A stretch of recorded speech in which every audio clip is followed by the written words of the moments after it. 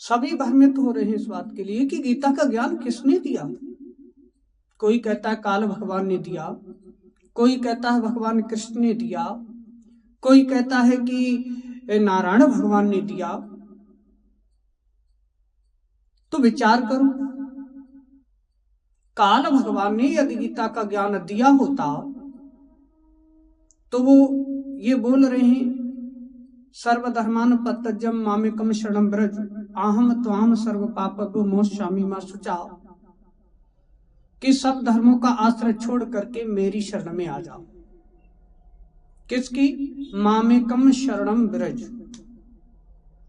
क्योंकि कृष्ण तीन हैं, वैकुंठ धाम के भगवान विष्णु को भी कृष्ण कहते हैं, गोलोक धाम की शक्ति को भी कृष्ण कहते हैं, परम धाम की शक्ति जो है श्री राजी महाराज की वो भी कृष्ण है। परम धाम का स्वरूप, गोलोक धाम का स्वरूप, वैकुंठ धाम का स्वरूप, तीनों को ही कृष्ण बोलते हैं। लेकिन वो इस बात को कह रहे हैं मामेकम शरणं व्रज। मामेकम शरणं द्वारका भी नहीं बोल रहे, कृष्ण भी नहीं बोल रहे, क्योंकि तीन कृष्ण है। तो किधर इशारा कर रहे हैं? मामेकम शरणं व्रज, जो मेरा ब्रज में स्वरूप खेला है, उन गोपियों के साथ जो रमण किया है, जो जसोदा जी के आंगन में जिस ब्रज में खेला है, वो मेरा स्वरूप है परमात्मा का, वो है ब्रह्म लीला मेरी। इस कारण उस ब्रज वाले स्वरूप में जाओ, मेरा जो ब्रज का स्वरूप है उसमें जा,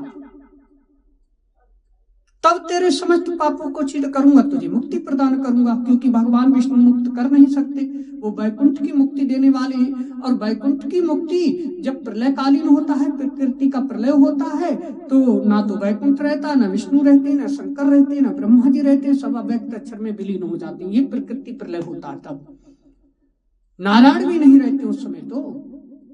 तो फिर ये अखंड मुक्ति दे नहीं सकते।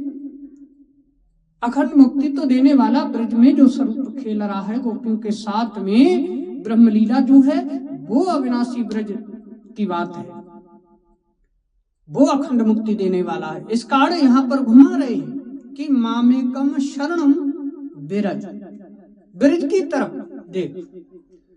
तो हम ब्रज का अर्थ नाना प्रकार से लोग निकालते हैं। ब्रज का सीधा साधा अर्थ है जो ब्रज में ब्रह्म स्वरूप खेला है उसके लिए।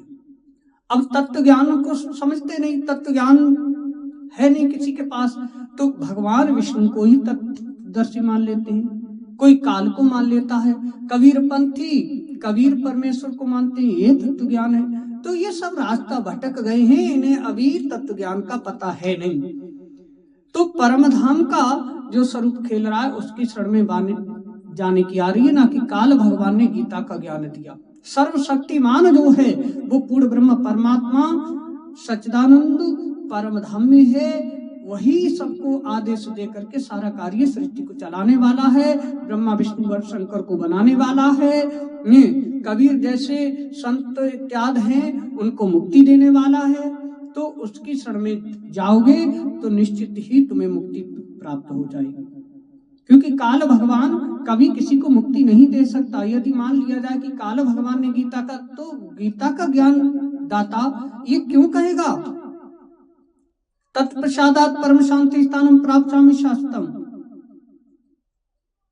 कि मैं तुझे परम शांति स्थान मायने परम धाम दूंगा। परम धाम में तो काल भगवान जैसे है ही नहीं, ब्रह्मा विष्णु शंकर भी नहीं है, देवी देवता नहीं है, जन्म मरण मृत्यु नहीं है, वहां तो आनंद ही आनंद और प्रेम ही प्रेम है। तो काल भगवान कैसे मुक्ति दे सकता है और कैसे बोल सकता है कि मैं तेरे को मुक्त कर दूंगा।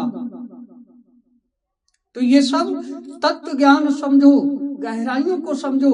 इस दुनिया के लोग चाहे कितना भी उड़ान भरे, कितनी भी उड़ान भरे, लेकिन हंसों की संगत ये बगुले कभी नहीं कर पाएंगे। ये ब्रह्मा विष्णु शंकर के पूजने वाले हैं, कोई संत रामपाल जैसे कबीर को परमेश्वर बताने वाले हैं। ये सब यहाँ दुनिया के तालाब में ही रहेंगे, आवागमन चक्र में ही रहेंगे।